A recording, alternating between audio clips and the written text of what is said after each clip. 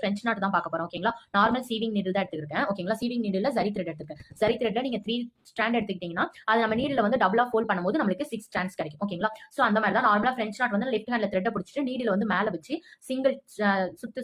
ஓகேங்களா? ஒரு டைம் இப்படி சுத்திட்டு இப்படி கீழே எங்க நீங்க பண்ணீங்களோ ஓகேங்களா, எங்க நம்ம நீடி த்ரெட் எடுத்தோமோ அதுக்கு பக்கத்துலயே நான் புல் பண்றேன். இப்படி புல் பண்ணிட்டு இப்ப கீழே நீடில் இழுத்தீங்கன்னா உங்களுக்கு வந்து நார்மலா ஃப்ரெஞ்ச் நாட் வந்து விழுந்துரும். ஓகேங்களா? இதுதான் ஃப்ரெஞ்ச் நாட்.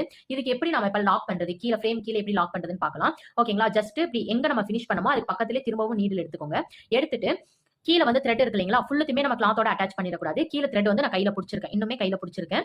இந்த த்ரெட்டை வந்து நான் கீழே விடுறேன். ஓகேங்களா? கீழே விட்டுட்டு இப்ப இப்படி ஃபுல்லா நம்ம விட்டுறணும். ஓகேங்களா? இப்படி விட்டுருங்க. பாருங்க இந்த மாதிரி தான் பிடிச்சிருக்கும். ஓகேங்களா? இப்ப நீடில் வந்து விட்ட ஃபேஸ் வந்து இங்க இருக்கு. நாங்க கீழே கையில பிடிச்சிருந்தேன் இல்லைங்களா, அந்த த்ரெட் வந்து இங்க இருக்கு. இந்த நீடில வந்து இந்த த்ரெட்ல நம்ம ஹோல்ட் பண்ணிருக்கோம் இல்லைங்களா, அதுக்குள்ள 2 டைம்ஸ் வந்து உள்ள வந்து விட்டுக்கோங்க. ஓகேங்களா? 1 டைம் அண்ட் 2 டைம். இந்த 2 டைம் நம்ம உள்ள விட்டுட்டு இப்படி இந்த த்ரெட்டை வந்து இழுத்தீங்கனாலே போதும். இப்படி மேல போய் உங்களுக்கு அழகா லாக் வந்து விழுந்துரும். ஓகேங்களா? இவ்வளவுதான். இந்த மாதிரி தான் நம்ம ஃப்ரெஞ்ச் நாட்டுக்கு வந்து ஆரி நாட் போடணும்.